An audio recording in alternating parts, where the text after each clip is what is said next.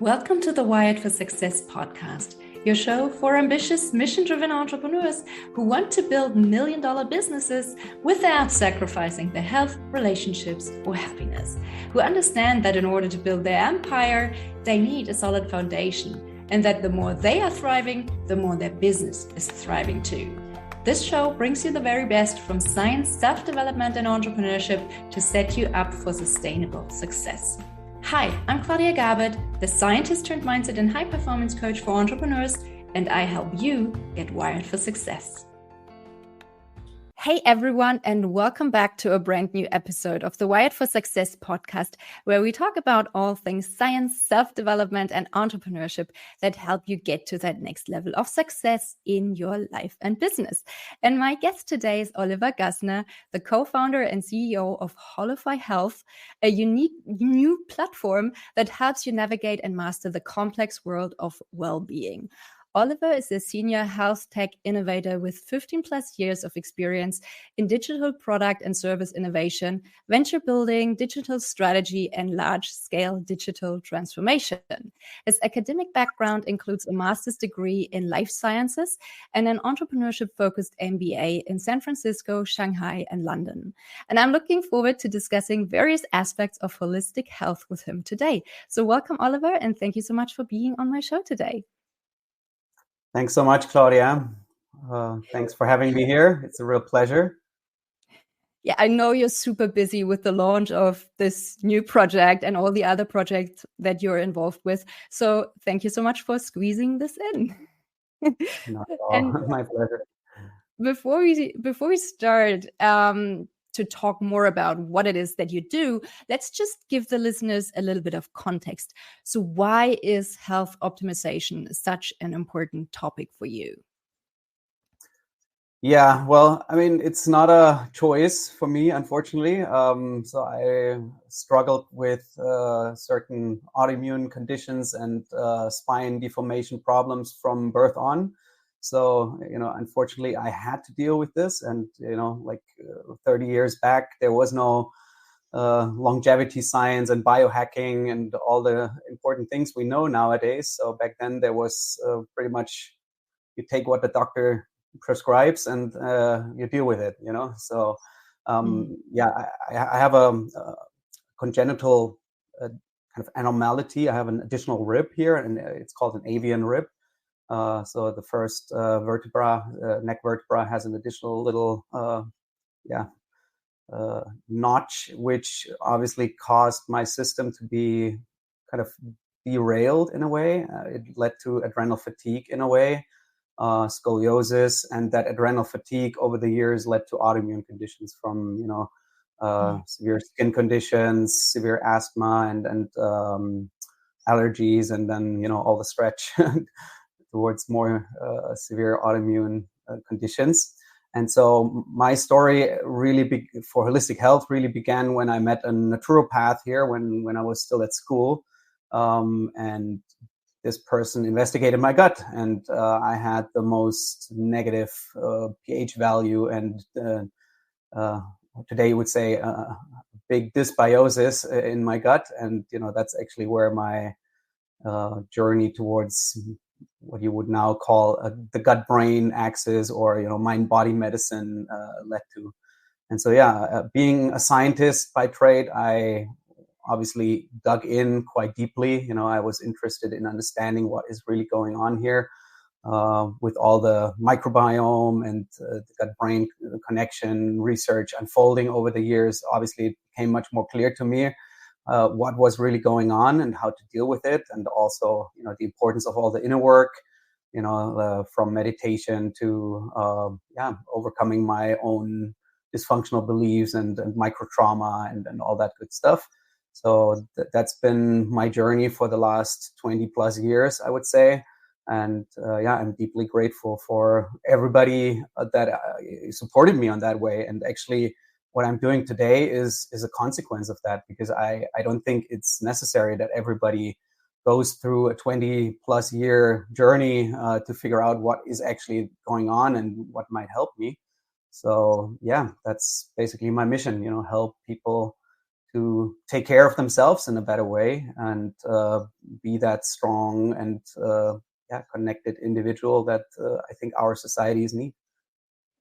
So sorry to hear that you had to go through all that trouble, but I think that's also a very inspiring story of taking your fate into your own hands and coming up for solutions. So congratulations on choosing this path and overcoming all those obstacles. And since you have a great science background, I thought that what we could do today is a bit of a deep dive into the topic of stress and stress management, because I think that's a topic that basically everyone can relate to. And the information available is often so fragmented and all over the place that it's really difficult to parse, especially for people who might not have a science background. And maybe the first thing that I just want to throw out there is that not all stress is bad, because short bursts of acute stress are actually very beneficial because they trigger overcompensation mechanisms that result in the body becoming stronger and more stress tolerant. So when people ask me, how can I get rid of stress? I think they're asking the wrong question. As a matter of fact, avoiding all stress weakens your system. And in this context, hormesis is definitely an important term that we should mention. And it suggests that a moderate amount of something that is normally detrimental can be beneficial for an organism's health or well-being. So as I said, exposure to a moderate amount of deliberate stress can actually prompt the body to become stronger. So would you like to explain how certain types of stress can do this? How can they be actually beneficial for the body? Yeah, that's one of my favorite topics, actually, so the positive side of stress. But what we're talking about there is not the type of stress we experience in daily life. What we talk about here is old evolutionary stressors, basically. Think back at the days when there was mainly unicellular organisms swimming in the sea, and what they experienced as stress. And basically what it is not, it's evolutionary pressure, basically, right? Mm-hmm. So and evolutionary pressure obviously leads to evolution unfolding, which is per se a good thing.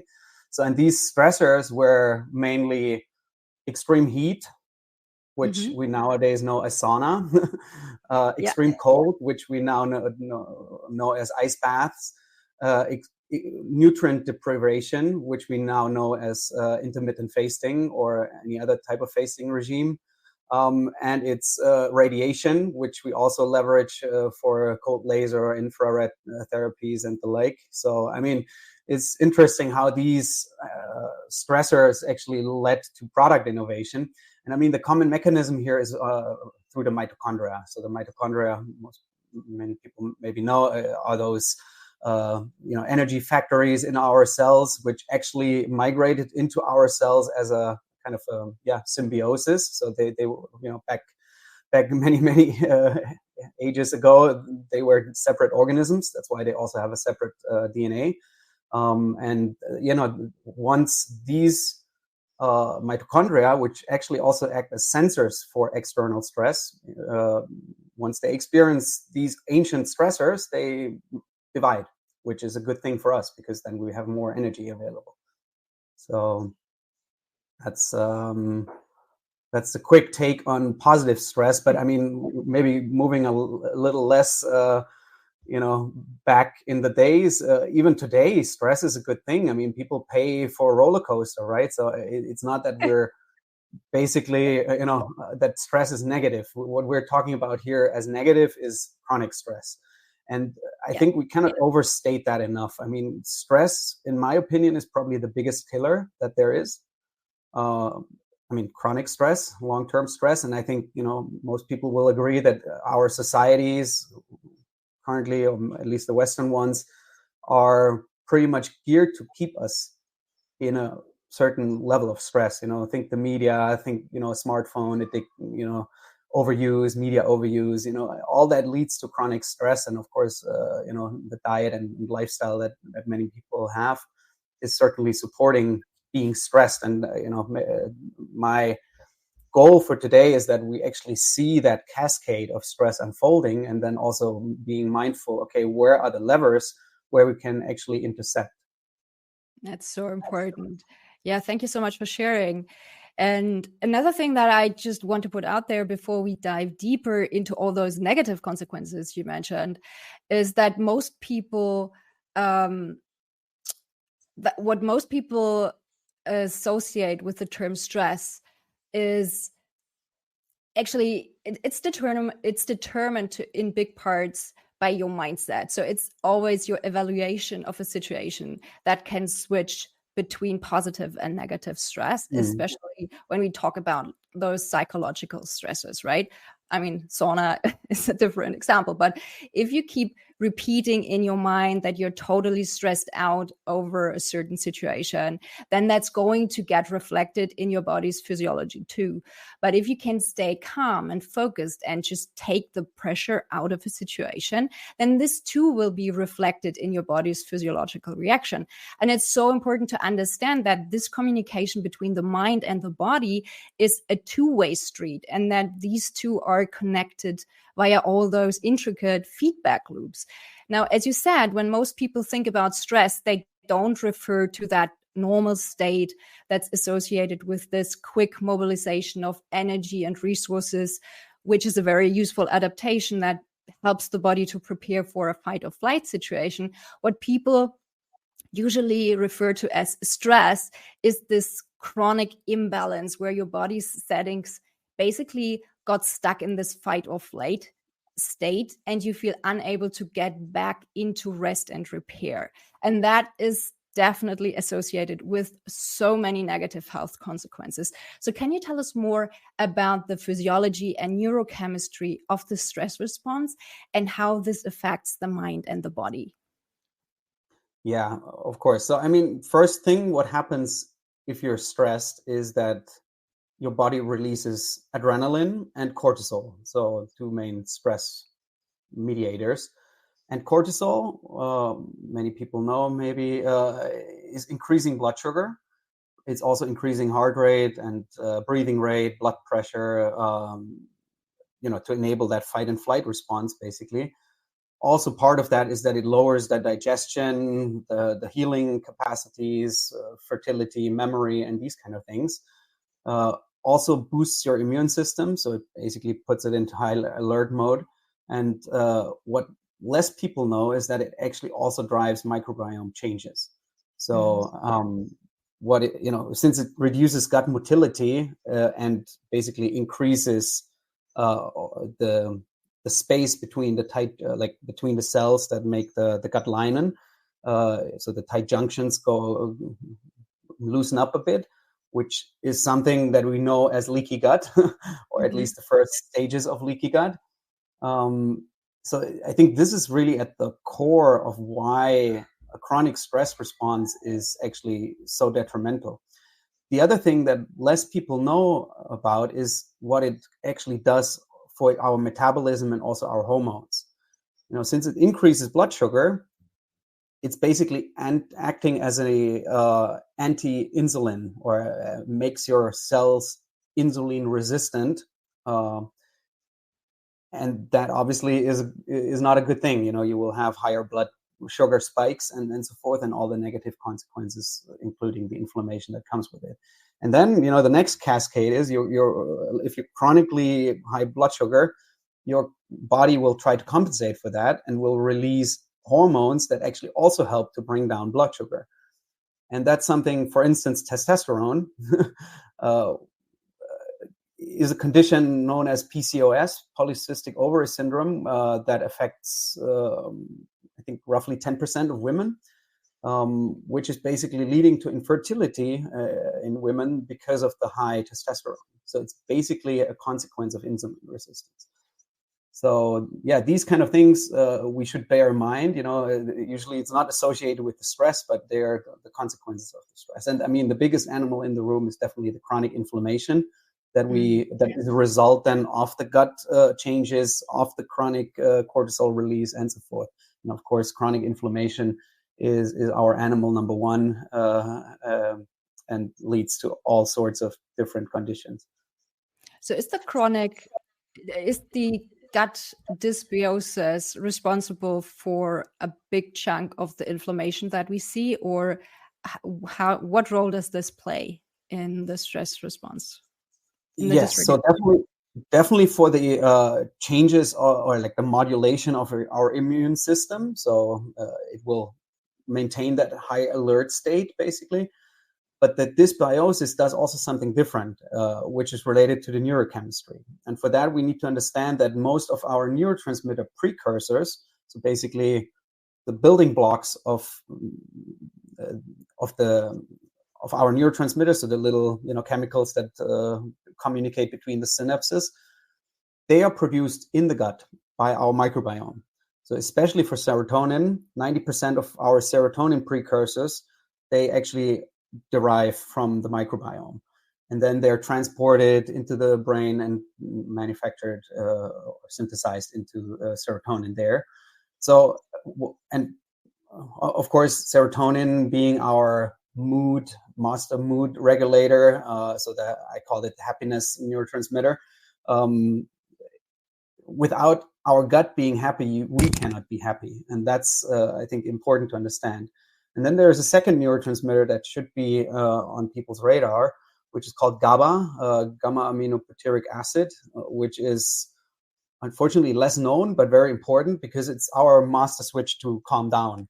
70% of our synapses in the brain carry GABA receptors.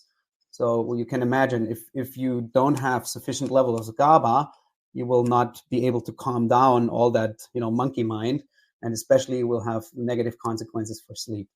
So that's, I think, that's basically the gut-brain axis. I mean, on a, let's say, neurotransmitter level, of course, there's a lot of nerves involved, like the vagus nerve, which actually carries all that information from different parts of the body, including the gut, to your brain. And there's also many other, let's say, nerve types involved. But yeah, for simplicity, let's stay here. Yeah, thank you so much for this great summary.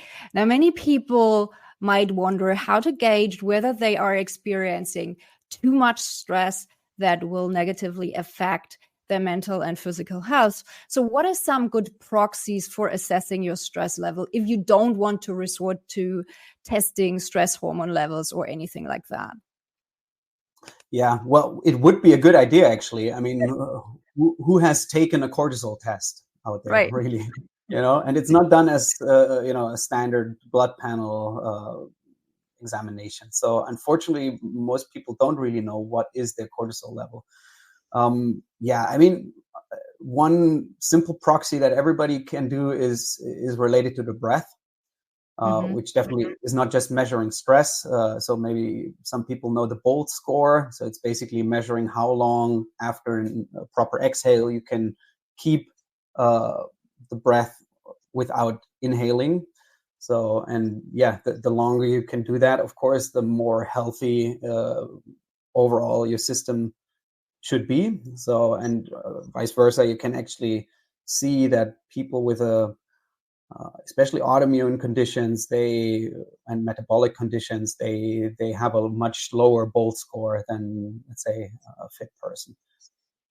Right. So that's one, that I would definitely recommend.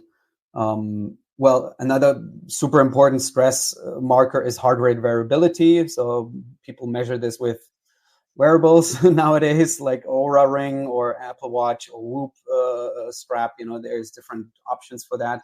Unfortunately, also not mainstream yet, and that's also people should be aware that there's different ways of calculating heart rate variability, and that's why not every wearable, especially the very cheap ones, they will not give you accurate readings here.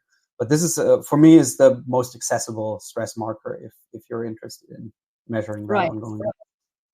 And just for clarity's sake, so you want if you see your HRV go down, it means that your body is less able to switch between the sympathetic activation and the parasympathetic relaxation, right? Just for people to understand what they're looking for.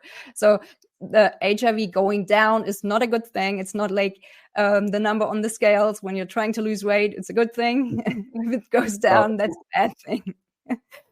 And one more thing, maybe I think sleep is also a pretty good proxy for this, because if you notice that you're unable to relax and get a good quality sleep for more than a few days in a row, then this can also be a good indicator that maybe your system is out of balance, right? Sure. Yeah, but like for sleep especially, I think there's many confounding factors. So yes, sleep tracking per se makes total sense for many reasons. Yeah, and I just wouldn't per se say it's a great proxy for how stressed am I. It can have different consequences or different reasons why I'm sleeping poorly. But yeah, I mean, it's definitely a good way, a good thing to monitor. I agree 100%.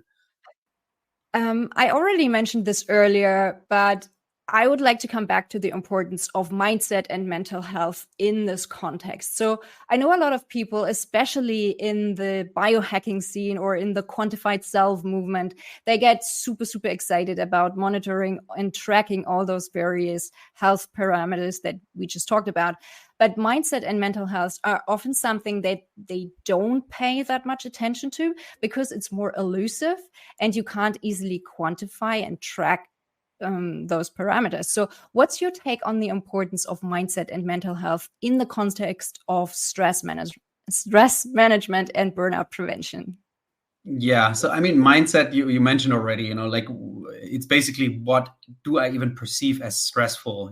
My kids screaming, at me, or, my high workload, or, like people annoying me. I mean, this is often related to my internal attitude, right? So, and one framework that I learned very early and I still love is the take it, love it, leave it. Not sure if you're familiar with that. Basically, each situation you can look at through that lens. Take it means, okay, I accept it, but then you have to wholeheartedly accept it.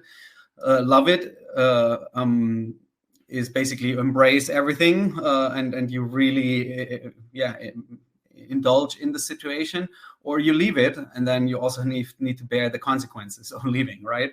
So I think this is a good way of looking at things, everything that life throws at you.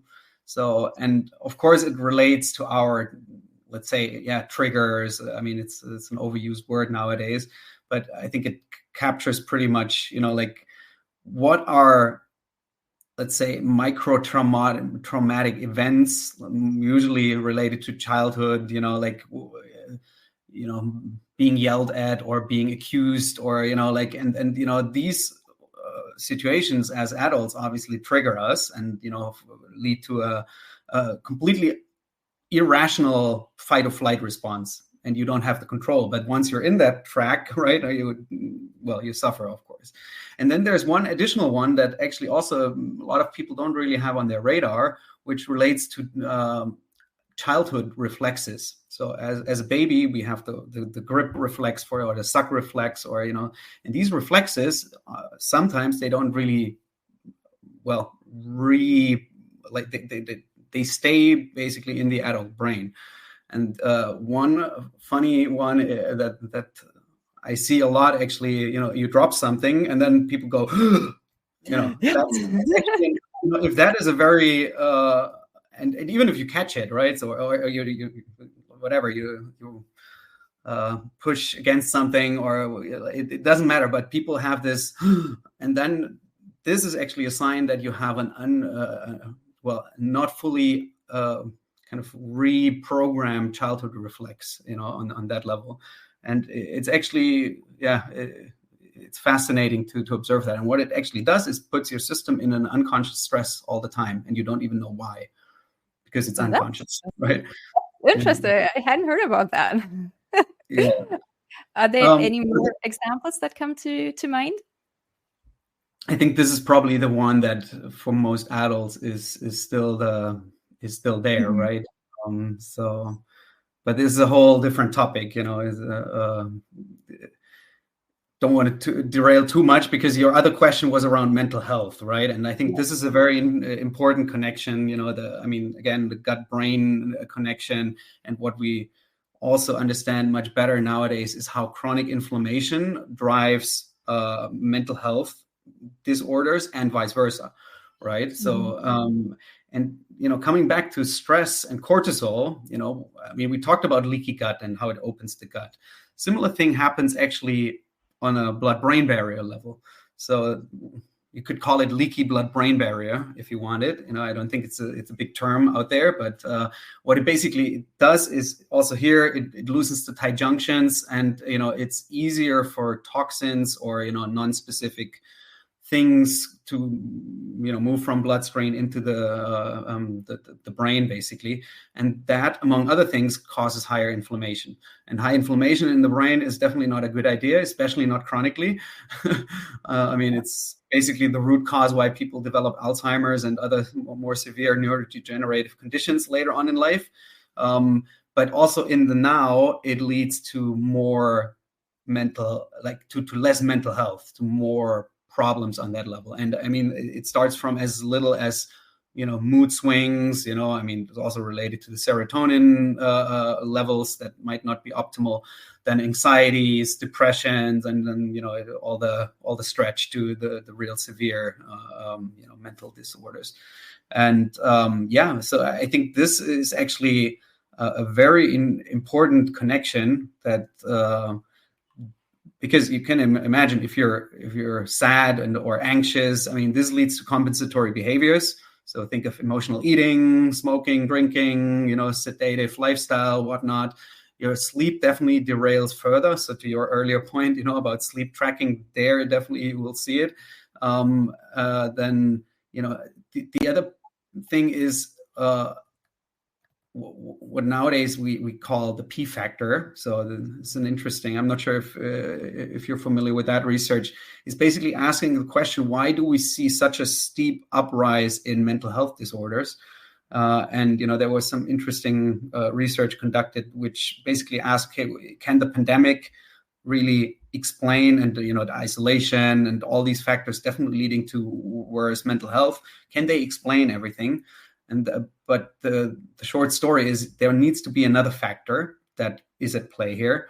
And I think the leading hypothesis nowadays is that it's the mitochondria, basically. So that mitochondrial health actually has a huge influence on mental health. And if you think about it, it's also not surprising. The biggest energy consumer of your body is your brain. So, all these mental processes require a massive amount of energy. If your mitochondria are basically in a low power mode, of course you will have these negative consequences. And, we talked about why actually mitochondria derail. It's definitely the toxins, it's definitely the chronic inflammation, it's many other things that so the high metabolic load, think of the high blood sugar, and also the detoxification through liver and so forth, which is much more elevated in an inflamed state than in a, let's say, homeostatic state.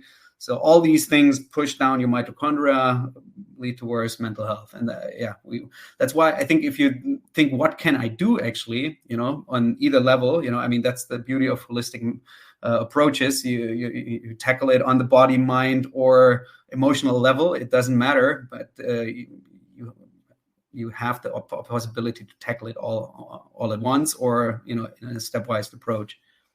Step by step. That's the way for sure. So here's the $1 million question for you. What can we do to create that perfect holistic protocol? What would that look like? And so that we create something that works at the root cause and not just on a surface level. Yeah, absolutely. So, let's maybe start from that emotional level, because it's something that everybody can control without spending a euro, right? So we can work on those stress triggers and how we deal with that, our inner attitude towards stress. I think that's definitely the first thing, to reflect, why is something stressing me out? We talked about the take it, love it, leave it framework and so forth. There's others, of course, reprogramming your dysfunctional beliefs, let's say, do the inner work. These are things that obviously take time, but I think, if you're in a chronically stressed state, you cannot go without this, right? Because that's the root. So then, of course, if we move step by step, what I would do definitely is support your gut. We talked about leaky gut, and I mean, there's extensive leaky gut protocols out there. I mean, on a high level, it involves heal your gut mucosa. So basically increase that level of mucus where actually your microbiome lives. For that, you need healthy fibers, like one of my favorite is beta-glucan from medicinal mushrooms, which will definitely have many consequences. Actually, immune modulatory is actually a real powerhouse fiber. Then, the other things that you need is probiotics. So basically bring back those beneficial strains, the prebiotics. So basically, the food for these lovely bacteria. So, simple as inulin or, also other complex starch, from food, think of sweet potato or, any legumes, these complex starches definitely make sense. So that's step number 2, the gut. Step number 3, I would definitely say work on the chronic inflammation. So there's a lot of things that nature has put into our toolbox, which actually are very effective in reducing inflammation. So supplementation can definitely work here. The basics like omega-3 and vitamin D, I think everybody should have on their radar. But there's also more, let's say, advanced substances. I mean, as easy as turmeric, frankincense, which is very anti-inflammatory, and then all the adaptogens out there. So that's basically substances that can buffer our stress and immune system. So, if it's too high, they bring it low. If it's too low, they bring it it's always basically brought back to the middle. And some of my favorite adaptogens definitely include reishi. So it's also a medicinal mushroom, ashwagandha, which is a root from the Vedic tradition, rhodiola rosea, which is also a very great plant against stress, specifically tulsi, the holy basil, quercetin. Just to name a few, these are definitely good go-to sources to bring down inflammation. Yeah, and then step number 4 for me would definitely be to optimize your neurochemistry. We talked about the serotonin and the GABA levels. So, once you've done the first steps to rebalance your microbiome, what actually makes sense is to bring in these precursors. So 5-HTP, which is the serotonin precursor, can easily be ingested through African black bean. So it's Graphonia is the name, maybe if somebody knows or wants to find that. And then GABA can also be taken as a simple supplement, and then it will be processed by the brain. Yeah, so that's step 4. And then step 5, I would definitely also, depends a bit on your specific conditions, but see what's going on with metabolisms and the hormones. We talked about insulin resistance. So also here, there's great plants that actually can stabilize that. To name berberine, which is a very effective plant to basically increase insulin receptiveness, basically. Some very old school things like dandelion, favorite one also for liver and gallbladder. Chlorella is also good and also detoxifying. So it's a microalgae. Taurin is an amino acid, so a non-proteinogenic amino acid is also increasing the metabolic rate. Schisandra is good, for hormones specifically. There's other substances such as DIM from broccoli. So that's one of the key ingredients that make broccoli so healthy. Especially broccoli sprouts, one of my favorites. DHEA, which is basically a precursor to all your steroid hormones, which is balancing, on that level if there is a disbalance. Here for this whole metabolism and hormone level, I would definitely recommend testing. Hormone and metabolic panels. It can be done. Home testing is not a big thing. And then the last step is basically the mitochondria, right? We talked about that just now. There's also, we talked in the beginning about those ancient stressors, sauna, intermittent fasting, and so forth. that can be done to boost mitochondria, but there's also on a supplement level, you can do quite a bit. Q10, PQQ, B vitamins, NAD, if you like, urolithin, spermidin, like there's a whole world of support that you can give to your mitochondria.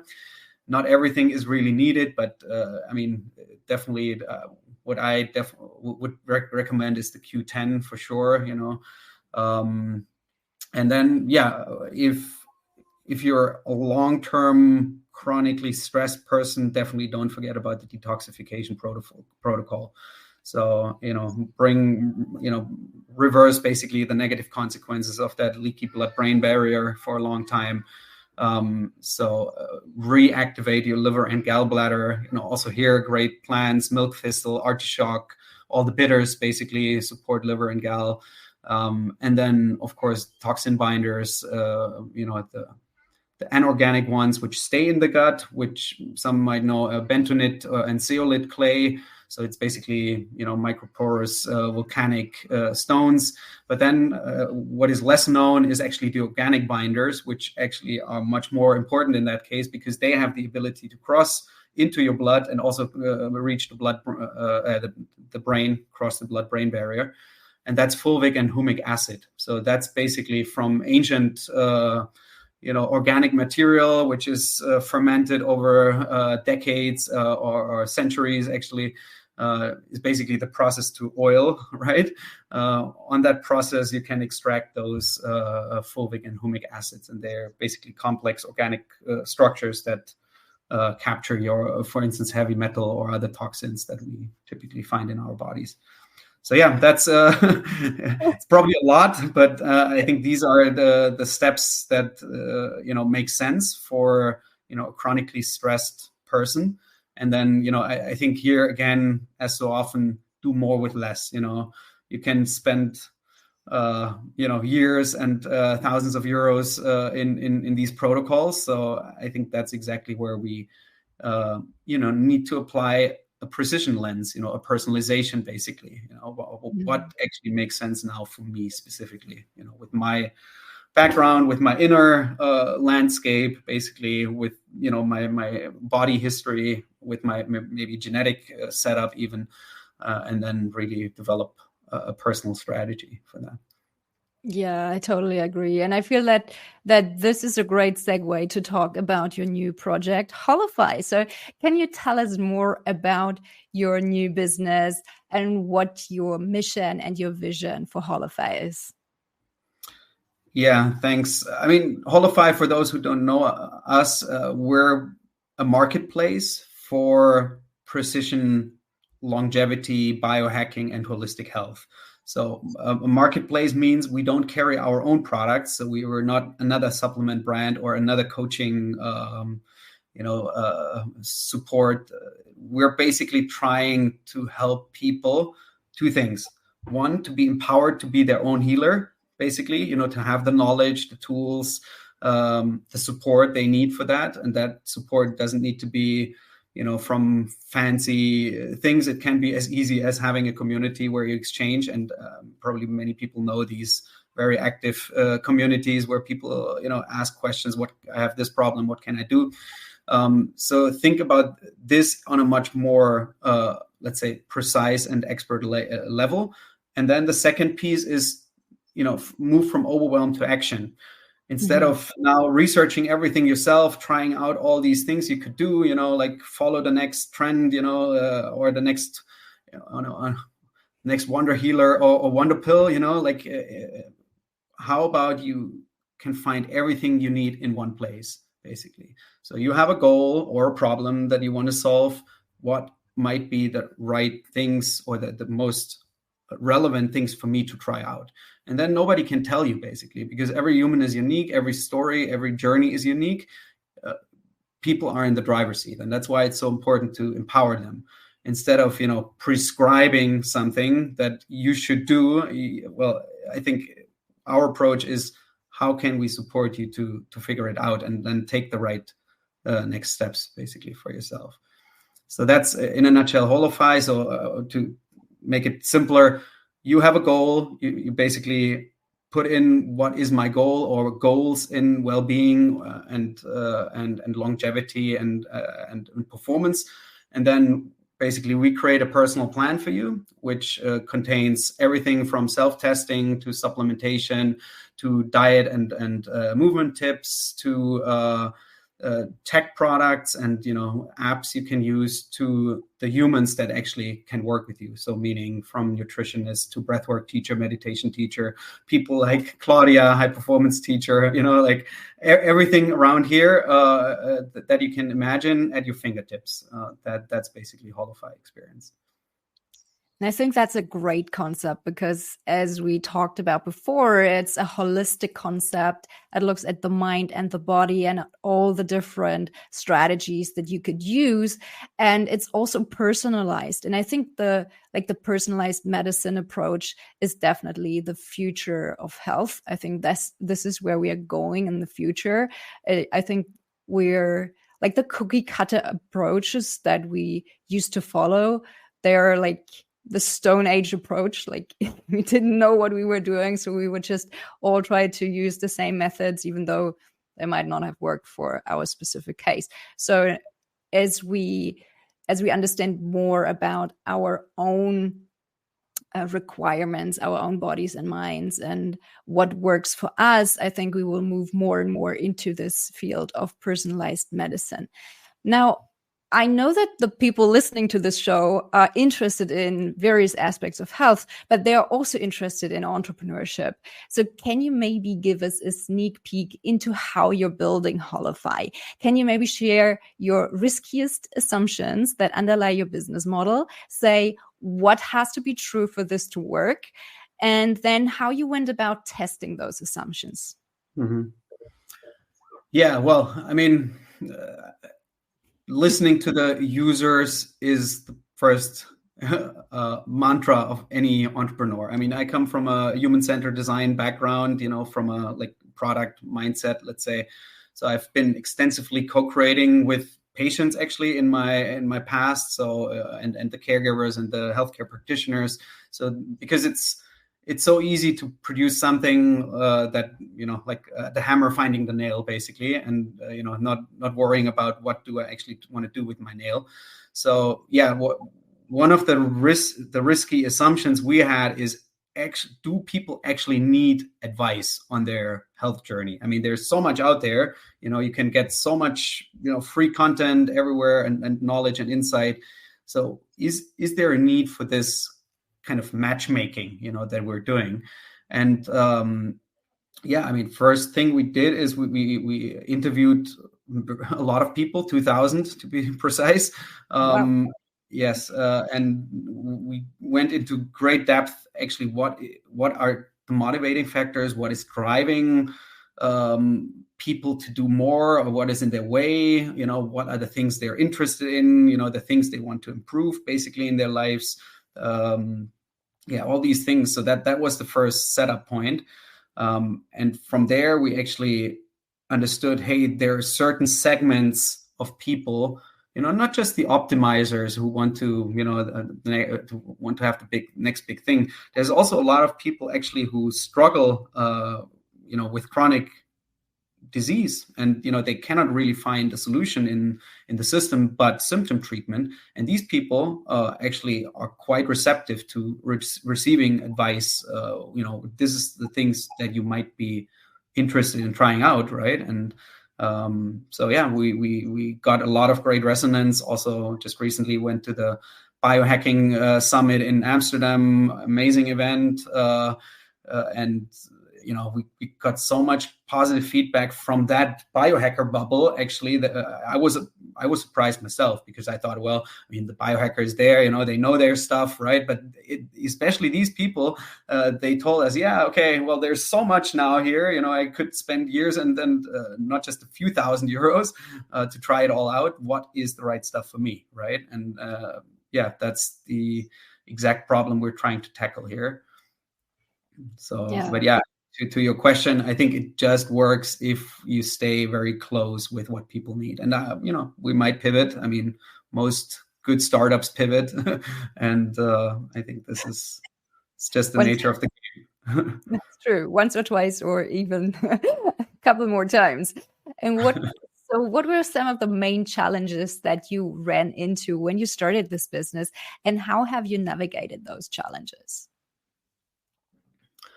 Well, right now, I think one challenge that all entrepreneurs have is the funding, basically. I mean, this is unfortunately, is not a thing you can easily bootstrap, because it's basically a connector. So you have a lot of moving parts, like people who want to offer on a platform like this, which is our main priority at the moment. And then, of course, reaching the users. So, I mean, all these resources, and then reaching the different people that should actually be on Holofy. I think this is a big topic. And doing that in a cost-effective manner, because I mean, we all know you can spend a lot of money for Meta and Google, and he will be part of these filter bubbles out there, where definitely the conversations happen, but where true engagement is also not always given, let's say. So what we're trying instead is to be more a community. We want to be tangible. We want to ensure that people can actually feel that we're genuine, and they can also feel that this is doing something for them, without spending money upfront, right? There, like we said, I mean, there's so many tools, from meditation, breath work, gratitude exercises, beliefs, whatnot, everything you can do without spending a euro necessarily.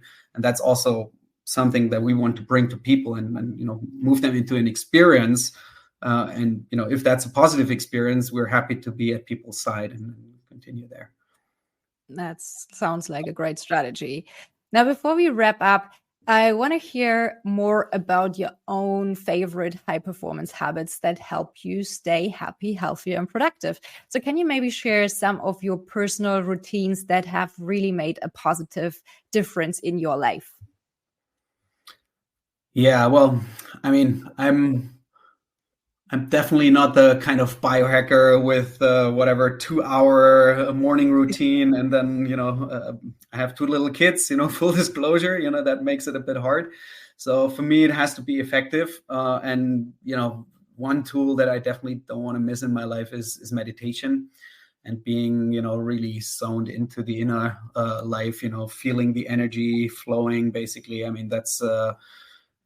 It's such a great gift, and with that, definitely also breath work. It doesn't have to be fancy breath work. I mean, it can be a simple, exhale focused breath work. Like a 4-6 breathing or 4-8 breathing. Which basically emphasizes the rest and digest system. And the other thing that I don't want to miss is heart focused meditation. So maybe not everybody is familiar with that term. Basically, you focus on your heart, close your eyes, focus on the heart. You bring up a loving image of a person or whatever, and then you're in that heart brain connected state.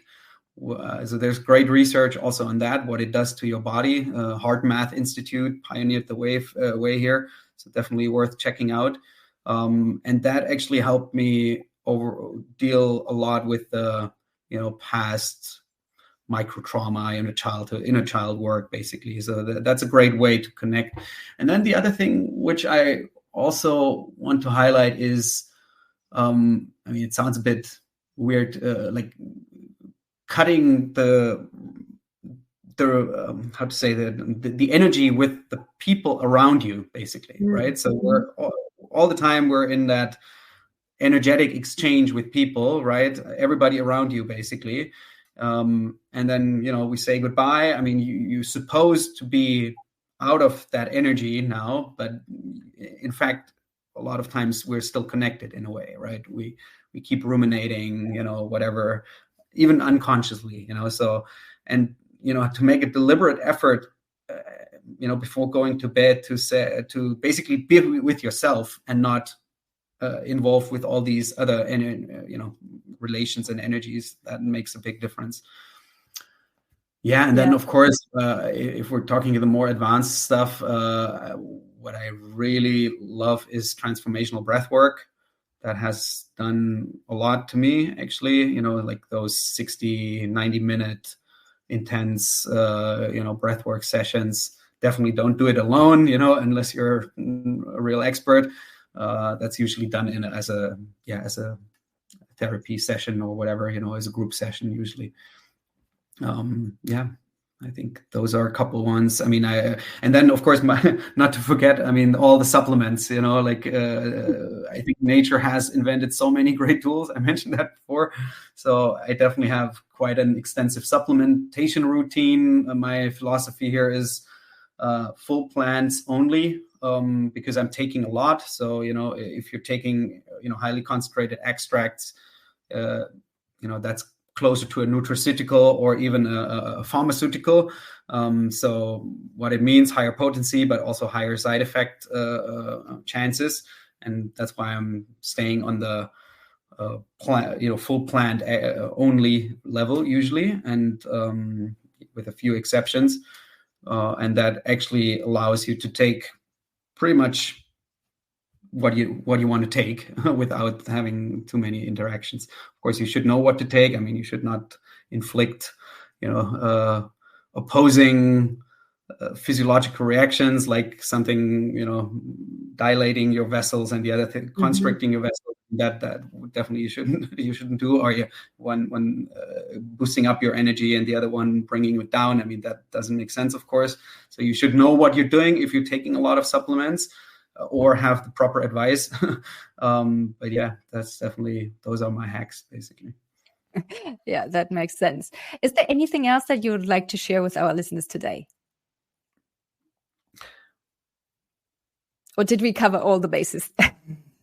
Well, you never cover all the bases. Now I'm just thinking, I mean, follow your heart, that's definitely an important advice.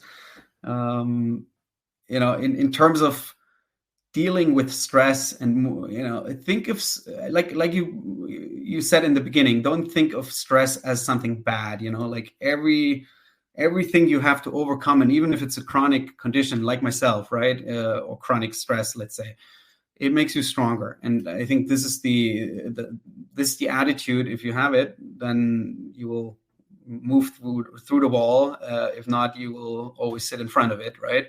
And I think, as people interested in high performance, we definitely want to go through the wall. And I think, the other thing I wanted to share is, don't do it for your own, to feed your own narcissistic supply, basically, right? I mean, especially in the optimizer community, there's a lot of people doing the next, great thing. And, like, it feels like a race to who is the most healthy, or, the most performant, or, has the whatever best markers. This is not the point, right? This again, like moving too far, basically. The truth is always in the middle. So ask yourself, why are you trying to optimize things? What is the thing that you want to achieve with that? And, if it's okay, I want to move my business forward, is fine, then think about, what is my business for? Why am I doing this? Is it to earn money? Okay, fine. Why do you need money, right? So where I'm getting here is, usually what I see is that once you start asking those why questions, like a kid asking you why all the time, right, you will end up at, okay, something deeper that is actually your life mission. And I think that's where I invite everybody who hasn't done their work to think about, why are you here, basically? What's your mission in life? And that, for me, had fundamental consequences in what I do, actually. Moving out of a corporate job, let's say, it was still meaningful. It was related to digital health and health tech and everything. I was doing innovation, but it wasn't the same as I'm doing now. Now for me, it's very clear. This is my life's mission, to bring this out, to support people to be their own healer, to be this strong self that then shines out that light, to the other people. And I think this is exactly what we, also as Holofy, what is our mission? Our true mission is how to move from individual self-care and well-being to planetary well-being. So that's I think the only way we as humanity can still, deal with all these challenges ahead of us. If we have as many strong individuals and, purpose-driven individuals out there as possible, and then I think magic will happen anyhow. Yeah, having this purpose is so important. And I think asking the why questions, there's this great exercise that's called the 7-layer deep exercise, which basically does exactly that. So you just go 7 layers deep. You keep asking, why do you want that, until you get to that life purpose, if you want.